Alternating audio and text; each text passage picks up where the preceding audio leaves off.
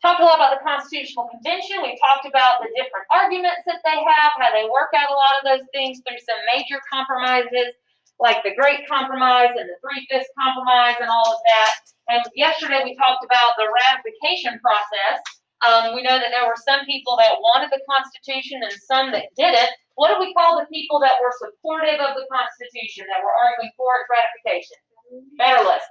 They liked the fact that the Constitution created a stronger federal government. They thought that was going to be effective. It would be better. Federalists tend to be a little wealthier, and that may explain some of that, believing that a stronger federal government was going to be more economic prosperity, more economic stability for sure. What do we start calling the people that didn't support the Constitution?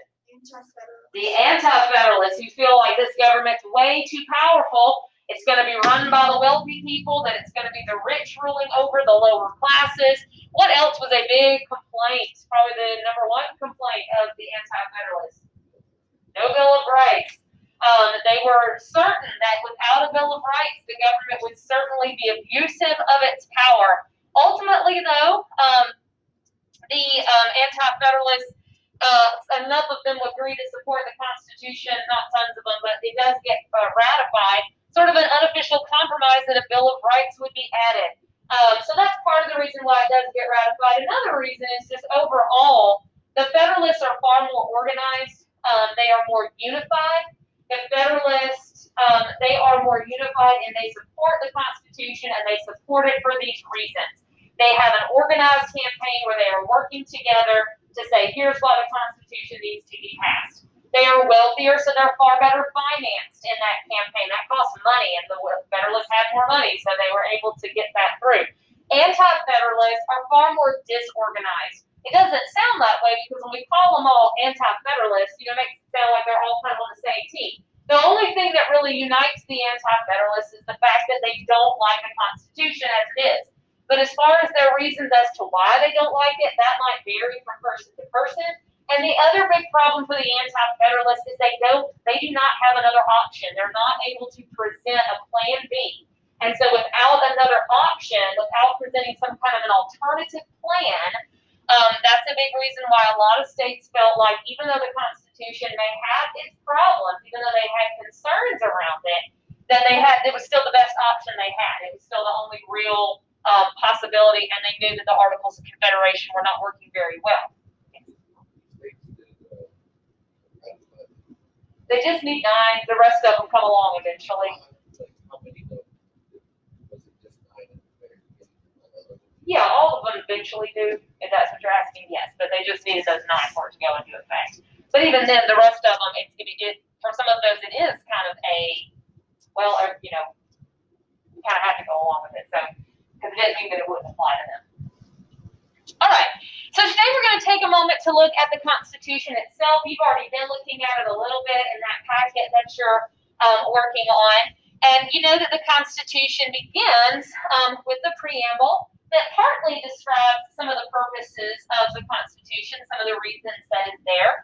So we want to better articulate some of those purposes. And some of these, the preamble sort of outlines and mentions, and some of them it really doesn't. And some of these are purposes of really any Constitution, not necessarily just the United States Constitution, but definitely some of them are a little bit more specific. And a lot of this is pretty straightforward. So some of the things that the Constitution does is it establishes legitimacy for the United States government, establishes legitimacy. What does it mean to say that something is legitimate? Yes. It's the real thing. Okay, people say they legit, it's real. So it gives the government essentially, I don't think you can say it gives it its authority, because I think philosophically you could argue that comes from the people. But it's sort of the written expression to say this government is the official government of the United States. And this government, as the official government of the United States, officially has the power to do those things. So, the power technically, philosophically comes from the people, but the Constitution provides sort of a written expression of that and, gives that written legal basis for the government's authority, establishing it officially as the legitimate government of the United States with the authority to do things that governments do, specifically the things that are listed and mentioned in the Constitution. And these were people that believed that written constitutions were important for that purpose. And that's part of the reason why you needed a written constitution, because it provided that very specific official, officialness, I guess you could say, of that, for authenticity of that government. Another thing that the Constitution does, and this is something that any constitution does, is it creates the structures of the government. Creates the structures of the government, or it sets up the institutions of the government, the different parts of the government. This is where I like to compare sometimes a constitution to kind of like a blueprint. If you had a blueprint for a house or a building, what would that blueprint show you? The rooms, what about the rooms? Where they are, how big they are, where the doors go, where the windows go, where the electrical outlets are going to be. That's what a constitution is doing for a government. It's creating those structures. We're going to have a Congress. There's going to be a president. The Congress will have 2 houses. This is how you elect the people. This is, how all those things work. So it really creates that roadmap, creates that blueprint, and creates those institutions like, the 3 branches and other kinds of processes and things like that. It sets that up. So we'll look a little bit at that here in just a few minutes. It also describes and delegates power. That's mostly the part we're going to look at today, is show how this describes and delegates power. Now, we know what describe means, I'm sure. What does it mean to delegate something, though? Yes? Yeah. Pass out evenly. Like you have a group assignment or a group project and you all decide what everybody's going to do. That's delegating. So it is describing what the government can do, and it's delegating those powers to, each branch of government or each part of the government. Here are the things that Congress can do. Here's the things that the president does. Here's the jurisdiction of the court. So it's describing and delegating those things out, as well as providing limitations. That's another thing that written constitutions do, is providing limitations or restrictions. Here are things that can't be done. Although it may not be an exhaustive list. Once again, that's one of the many reasons why these were people that felt written constitutions were important, because you needed to have a written document that specifically said, here's what the government's powers are, and therefore, here's what the government's powers are not. And the Constitution also provides for change. It provides a process, or it sets up a process of amending the Constitution should that become necessary. We've mentioned amendments before. What is an amendment? What does that mean? A change. So it's like an addition. We add on to the Constitution for the purpose of changing something, for the purpose of changing something or rewording something. And the Constitution does provide for an amendment process, and they made that amendment process, difficult, but not near as impossible as it was under the Articles of Confederation. Remember, under the Articles of Confederation, it had to be unanimous, and that was nearly impossible to get every state to agree to the same thing. The amendment process is certainly not easy. It takes a lot to amend the Constitution, but as we've seen, it's not impossible. But the Constitution has, I think I mentioned the other day, only been amended 27 times total in 200 plus years. So, and some amendments take longer than others, but it does provide that process for change, which is one of really a couple of ways that the Constitution is sort of flexible. The framers kind of realized that, there may need to be changes as we go along. We may find things that don't work out very well. Times could change, conditions could change.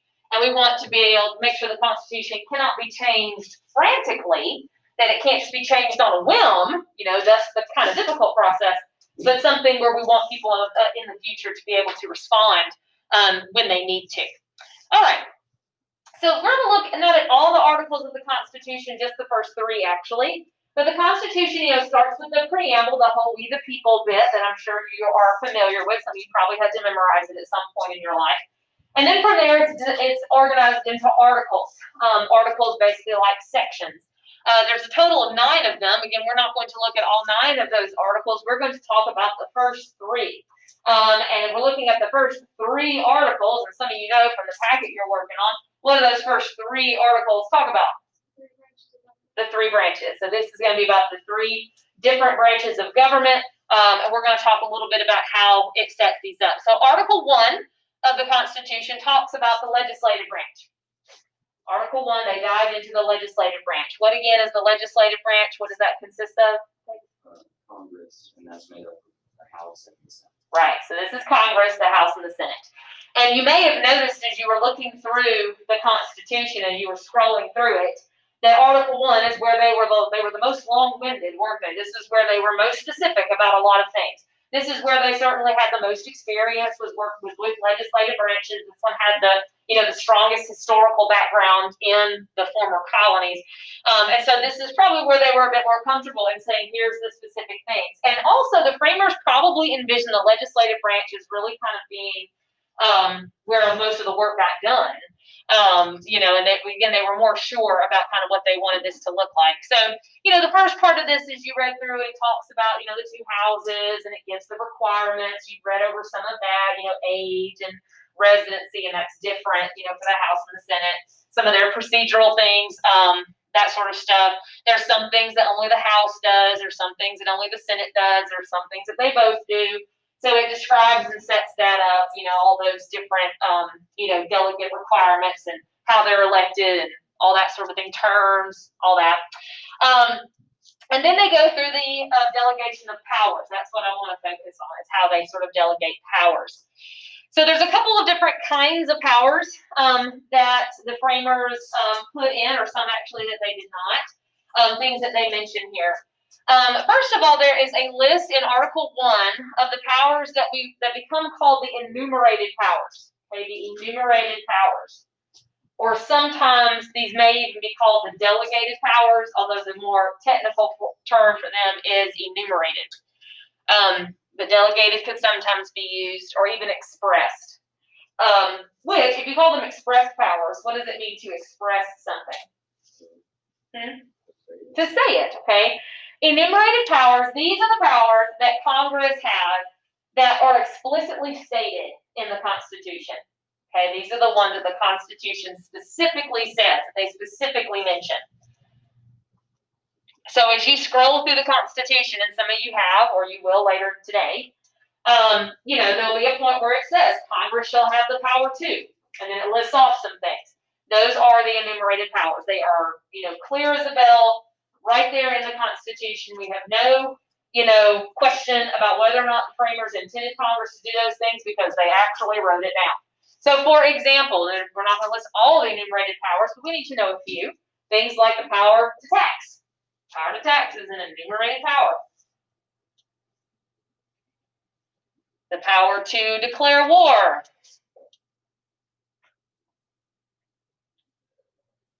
To coin money. To approve of treaties, not to make them necessarily, but to approve of them, to ratify treaties. Borrow money, just to name a few. There's other ones in there, but those are kind of the big ones. You noticed already that some of those things, like power to tax, power to coin money, those are some of the things that Congress specifically did not have the authority to do under the Articles of Confederation.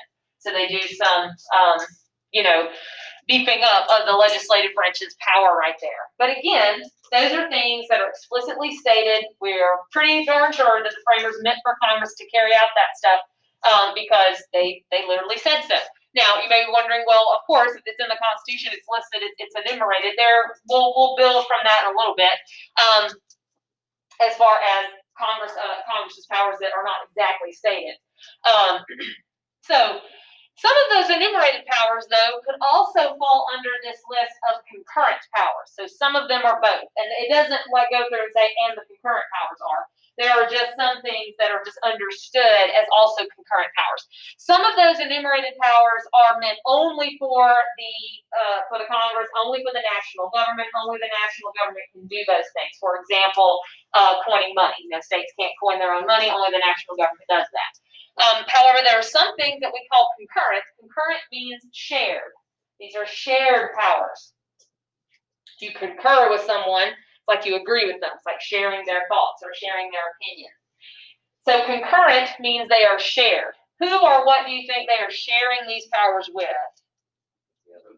Not the other branches, the states. Okay, good. The powers that the national government, that the national government shares with the states. So some of those things that are enumerated are also concurrent. On that short list that we just made, do you see anything there that you think is a concurrent power? Power tax is a big one. Federal government taxes with imports and exports, nowadays with income taxes and those sorts of things, but states tax as well. States most of them have income tax. Alabama does, sales tax, property taxes. So both of them have the ability to do that. Things like exercising criminal justice, charging criminals for crimes and bringing there's federal crimes and federal courts and federal prisons, and you got state crimes and state courts and state prisons, all of that. So they're both happening at the same time. So some of those things are enumerated in that they're only for the national government, like coining money, declaring war. States can't declare war, stuff like that. But some of them are shared. So there are some things that the states still do maintain, and therefore they are concurrent powers. Then you'll also find in there a list of denied powers.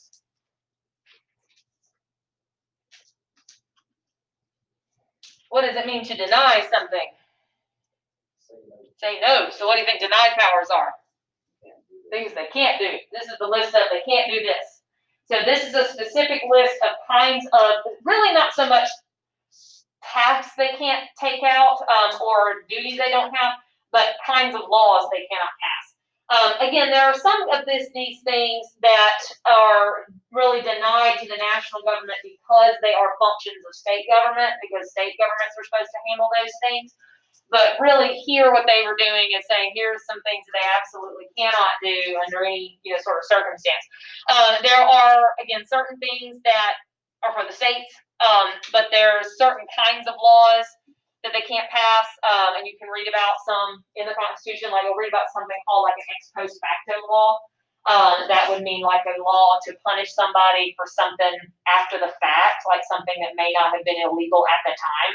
So like if someone does something and it wasn't against the law, and then we pass a law to make it illegal and then, punish all the people that committed that infraction before it was against the law. That's ex post facto. Can't do that. They can't pass something called a bill of attainder, which would mean like passing a law that says so-and-so is guilty of this crime and they have to go to jail for the rest of their life. You can't deny somebody's due process through legal means like that. So some of it's that sort of stuff. They can't like change state boundaries. They can't go in and like change a state's boundary and say, okay, Alabama, we're giving, 100 square miles of your territory to Georgia or something like that. So they can't do that without, the state's permission, which they wouldn't even do that. But they can't like grant titles of nobility. What would that mean? Yeah, they can't make somebody a king or a lord or things like that. So no titles of nobility, that sort of stuff. And you can read through more of it. Now, again, there's some things that it's not like nobody can do it. Like it's just for states, like setting up schools and stuff like that. Those are state things that they handle. Now, you may notice, and one of the things we will look at when we get to chapter 6, when all of this becomes real, is actually functioning, you got things that are listed, you got things that are denied. There will be immediate questions about, is there anything in between, Some will say clearly they could not have possibly listed everything that Congress would need to do, so there's some gray area here. And then we'll have people that say, nope, they can only do those things that were listed, and there's lots of different ways people are going to understand that. So we're going to see almost immediately some big debates about what exactly that means, and if there's gray area there, or if it was meant to only be those things that they specifically wrote down. So Congress, again, is where they are the most specific, where they're a little bit less specific, and a branch of government that was certainly a new idea for the United States is in Article 2. What are they going to talk about in Article 2? The executive branch, that's right. So Article 2 is going to deal with the executive branch. What again is the executive branch? The president, also includes the vice president. But we usually just consider the president, and that's really the office that they describe. They really give the vice president really only one official duty in the Constitution, and it's one that they don't even do all that much, hardly at all. It does include technically the federal bureaucracy, all of your cabinet offices, your department of this, that, and the other, like Treasury and, you know, everything, labor, commerce, homeland security, all those things. But again, typically we just think about the president. So it does all the same stuff that it does with Article 1 about, you know, age requirement, residency, citizenship, those sorts of things. Describes the election process, terms, no term limits. That's not added until later, so they didn't have term limits at first. Different things like that. And then they go in and describe some of the roles of the president. Now, the presidency, it's really true of any branch of government, but the presidency is very interesting in that it is certainly an office, maybe more than the others, and you know, people could argue with me about that, that has really very much been molded and shaped by the people that have held the office. So these are the things, what we're talking about here, these are the things that the Constitution specifically mentions as being roles or responsibilities of the president. You'll notice there are other things that the president does other than this list. And, you know, we've seen the power of the president very much expand over the past 2 centuries. And we'll look throughout the next 2 years at specific presidents that kind of did certain things that sort of changed the understanding of the presidency one way or the other. So these are the things that the Constitution listed. But really and truly, it's true really of all the branches of government, but particularly with the president, it's one that kind of had to be figured out by the people that held the office, by the people that were there to say, this is what I think this means, and this is my understanding of the constitutional powers of the president, so forth and so on. So again, this role has changed. But as far as some constitutional roles and responsibilities of the president, all these things are going to be examples of those. One, the president is the chief executive and the chief diplomat. Now, to say they are the chief executive means that they are the head of the executive branch, that they're leading the executive branch of the government. So they are in charge of that executive branch. And again, what's the purpose of the executive branch? Enforce law. So they are in charge of enforcing the law. Now, keep in mind also, this is a common confusion. We want to say, when we talk about enforcing the law, people immediately go to law enforcement as in like police and such. The president's not a policeman. But we mean enforcing the law, not as in prosecuting people for not enforcing the law. It is about making sure that the laws that Congress has passed are being followed by the government, that the apparatus and the structure is in place to make sure that things are being executed, that things are actually being set up to, you know, for that to happen. So that's more what we mean. It's more about setting up the structure and making sure it's being done that way, not running around on the street, you know, arresting people for breaking the law. So they lead the executive branch and are in charge with that, the nation's top law enforcer. Chief diplomat, okay, those are different things. What is a diplomat? What does a diplomat do, or diplomacy? Kind of talks to foreign countries about. Yes, foreign policy, okay? A diplomat is someone who is like an ambassador that deals with other countries, that makes, appearances with other countries, or negotiations, or deals, or treaties, and all of that. That is part of what the president does that Congress really does not. The president is the chief diplomat in that they are an ambassador of sorts. They are a figurehead in the world. And they often, you know, you see in the news all the time, the president traveling to different places and meeting with other leaders and things like that. The president also appoints, you know, other ambassadors. They're not the only one. You know, there's thousands of them that are, you know, ambassadors to other countries, or that work in embassies in other countries. And the president appoints those people. The president directs foreign policy. You know, the president, and really only the president, gets to kind of say, this is the direction that we're going. Congress can, you know, they can pull the purse strings because they control the money and they that sort of thing. But the president really and truly directs foreign policy and has more control over that than the Congress does, for sure. It's always interesting to me whenever, you know, people are talking about running for president, they say, well, they have no foreign policy experience. They have no foreign policy experience. Well, unless they work for the State Department, there's really not much of a way for them to have much foreign policy experience. But anyway, okay. Another important role of the president, one that a lot of people probably recognize, is the president is the commander-in-chief. What does that mean? Yes?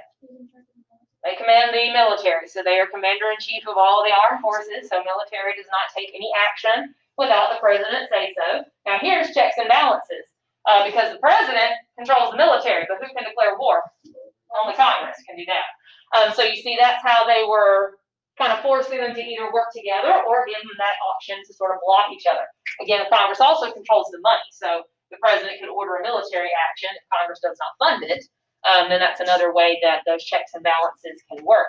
So they're commander-in-chief of the military. Some presidents, of course, have had military experience, some have not, but they are commander-in-chief of all the armed forces. Another role of the president is they are considered a chief legislator.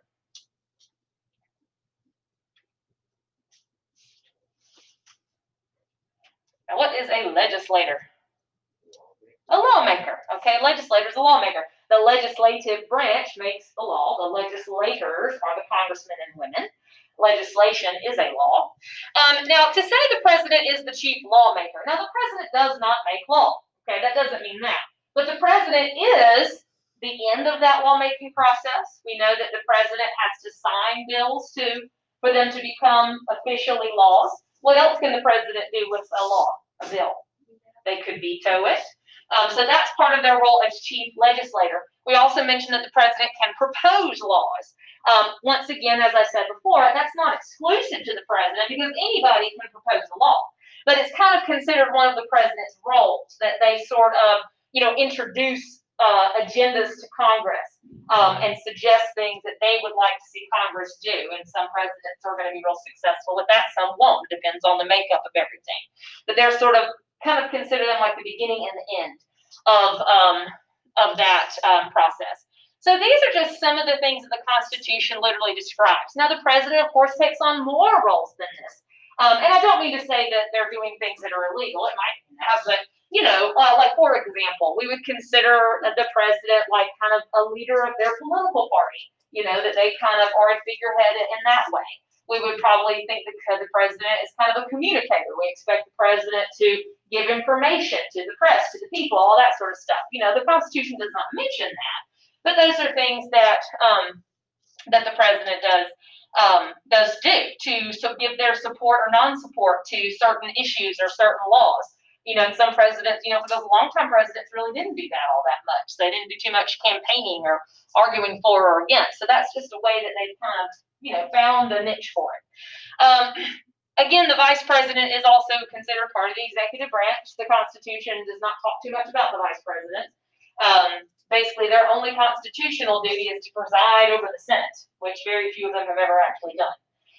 So that's really one, maybe even more than the presidency, that the people that have held that role have kind of found a way to make it purposeful in a different way.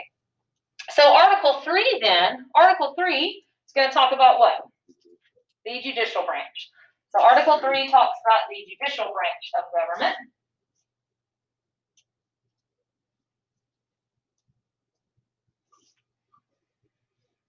Now, Article 3, with the judicial branch, you may have noticed as you're kind of scrolling through the Constitution, this is where they were the most vague. This is where the framers were the most vague, where they gave the littlest amount of detail as to what they wanted this to look like.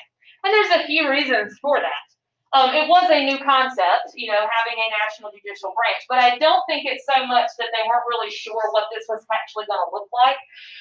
They kind of realized there was more about the judicial branch that would probably need to be changed more quickly, and they didn't want to have to amend the Constitution every time. So interestingly enough, the only part of the judicial branch that's actually talked about in the Constitution, the only court, because remember, the judicial branch refers to the whole federal court system. But the only part of that federal court system that's actually mentioned and that is set up in the Constitution is the Supreme Court. That's the only one that the Constitution actually talks about, is that there will be a Supreme Court. And by calling it the Supreme Court, what do you think that means about it? It's above all the rest of them. This is the highest court in the country. The Supreme Court is the highest court in the country. Sometimes people call it the court of last resort. Once things get to the Supreme Court, once they make their decision, it's final. There's no other place to go, no other place to appeal to. And that really, a few other things, it talks about the Supreme Court, says there will be a Supreme Court that is the highest court in the country. It talks about the kind of cases that they hear, because there are certain kinds of cases that they address and some that they do not. Things like that. But other than that, it does not say too much else about the Supreme Court or about the rest of the judicial branch. It does not establish the size of the Supreme Court. There are no age limits. There are no age requirements. There are no other kind of background requirements for Supreme Court justices.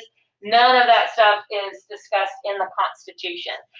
So constitutionally, there really is no criteria for Supreme Court justices. They're nominated by the president, and only the president. They have to be confirmed by the Senate, and they serve for life. Okay, there's no terms.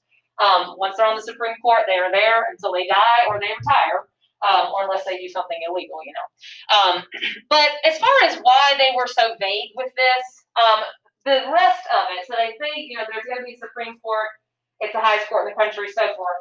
Everything else, the rest of the federal court system, they left that up to Congress. And they say Congress creates the rest of it. Congress picks up where the Constitution left off as far as the rest of the court system goes. And again, I don't think it's not so much that they thought, we don't know what to do with it. It's more of as the country grows, you're going to have to add more courts. You're going to have to change this. You're going to have to change that. That's the one that is more rapidly going to need to be adjusted as the country grows and as things change. And they probably just didn't want, that the Constitution had to be amended every single time to restructure the court system a little bit. So Congress can not only add other courts, they can change the size of the Supreme Court. It has changed a couple of times. It's been 9 for a long time. There's other things they could do there, but it is also the Supreme Court. I think you could, by the judicial branch, you could make the case that it's the most independent of the 3. So that's why they had them, serve for life. They didn't want them to have to run for office and politics, and for judicial decisions, legal decisions to get, tainted by politics and stuff like that. So the courts, we will also see them kind of figure their role out, because once again, some people still not quite sure about exactly what the court's job is. We talk about them declaring laws unconstitutional and that they have the authority to, strike down things. We talk about that with checks and balances. Oddly enough, the Constitution does not actually say that. So that's going to have to be figured out as time goes along as to exactly what their job is. To finish up, we have the rest of the articles, that you've looked at. Like one talks about the relationships between states, like things states have to do to honor each other's laws and things. You've got stuff about the amendment process and how all that works, so forth and so on. And then you also, I want to look at a couple of major clauses of the Constitution. Clauses being just specific lines, really just sentences or even parts of the sentences that are particularly important, that are going to have great repercussions through the future, but also things that we'll be looking at very, very soon that are going to cause some controversies and some questions. The first of these really important clauses is something called the Elastic Clause. And the Elastic Clause comes at the end of Article 1, or somewhere in Article 1 anyway. So if it's in Article 1, what part of the government is it going to be dealing with? The legislative branch. So you have all those enumerated powers. Congress has the power to do this, this, this, this, and this. And then you have Elastic Clause. The Elastic Clause says that Congress has the power to do whatever is necessary and proper. They have the power to do what is necessary and proper. Sometimes this gets called the Necessary and Proper Clause. They have the power to do whatever is necessary and proper to carry out those powers. So they can do whatever is necessary and proper to carry out those powers. So as far as what this means and why it's called Elastic Clause, what does elastic do? It stretches, okay? By kind of making a little statement that says, oh, and Congress can also do this, what is that doing to Congress's power? It's stretching it.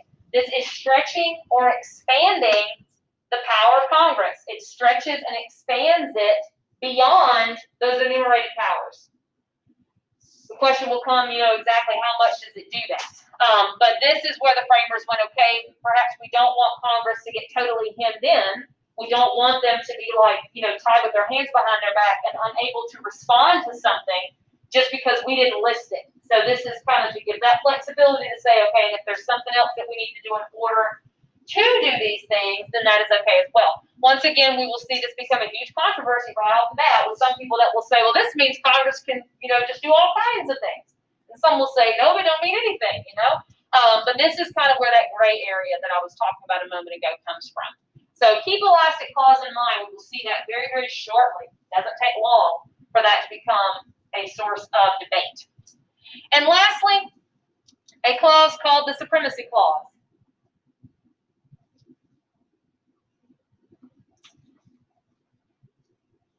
Now, the supremacy clause, everybody wants to think that it has to do with the Supreme Court. It does not. It does not have to do with the Supreme Court. It is simply about the Constitution as a whole. Supremacy clause says that the Constitution is the supreme law of the land. It says the Constitution is the supreme law of the land. What does that mean if they're saying it's the supreme law of the land? Yes. Exactly. So this is the highest law that there is. States can't make laws that contradict it. Congress cannot make laws that contradict it. This is the highest law that there is. This is the top authority. So they wanted to make sure that it was kind of understood that this is the tip top of it all. This reigns supreme over all the states. It supersedes all state laws. And that if a state were to pass a law that conflicted with the Constitution, Constitution wins. If Congress were to pass a law that conflicted with the Constitution, Constitution wins. If the president were to do something that conflicts with the Constitution, Constitution wins. All that to establish that supremacy. Now, even with that, though, again, we're still going to see that become immediate controversy over exactly what the federal government can do versus the states. That will be a constant, and it never really goes away. We still see it. It plays out a little bit differently now than it might have 200 years ago, but that will be from the get-go. We will see states and the federal government, not seeing eye to eye on a lot of stuff. Because there are a lot of places where they were a little bit vague. And perhaps that was because they weren't really sure what they were doing, but also, they figured if they made it too specific, then it wouldn't, they wanted it to be able to be flexible and kind of change with the times. Okay, so any questions on that much?